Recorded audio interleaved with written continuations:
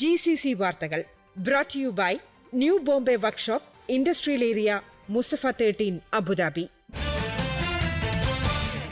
നമസ്കാരം. GCC വാർത്തകൾ. വയനാട്ടിൽ നിരവധി പേരുടെ മരണത്തിനിടയാക്കിയ ഉരുൾപൊട്ടലിൽ UAE അനുശോചനം അറിയിച്ചു.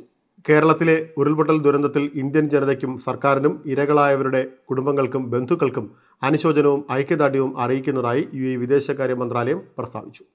പരിക്കേറ്റവർക്ക് അതിവേഗം രോഗമുക്തി ഉണ്ടാവട്ടെ എന്നും അധികൃതർ ആശംസിച്ചു. കേരളത്തിലെ കനത്ത മഴയുടെ സാഹചര്യത്തിൽ ജാഗ്രത പാലിക്കണമെന്ന് UAE കോൺസുലേറ്റ് വൃത്തങ്ങൾ തങ്ങളുടെ പൗരന്മാരോട് ആവശ്യപ്പെട്ടിരുന്നു.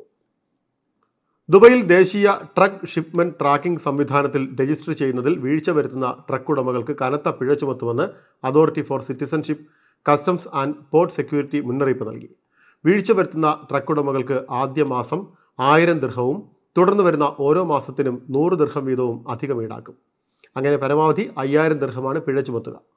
ഉപഭോക്താക്കളുടെ സുരക്ഷ വർദ്ധിപ്പിക്കുക, വിതരണ ശൃംഖല ശക്തിപ്പെടുത്തുക, രാജ്യത്തുടനീളം ട്രക്കുകളുടെ നീക്കം നിരീക്ഷിക്കുക തുടങ്ങിയവ ലക്ഷ്യമിട്ട് ജനറൽ അഡ്മിനിസ്ട്രേഷൻ ഓഫ് കസ്റ്റംസ് ഡിപ്പാർട്ട്മെന്റിന്റെ നിയന്ത്രണത്തിലാണ് ദേശീയ truck and shipment tracking system പ്രവർത്തിക്കുന്നത്. New Bombay Workshop, A to Z automobile repair under one roof. One of the authorized service partners of Bosch Cars. High quality maintenance, repairs and timely service for light and heavy vehicles.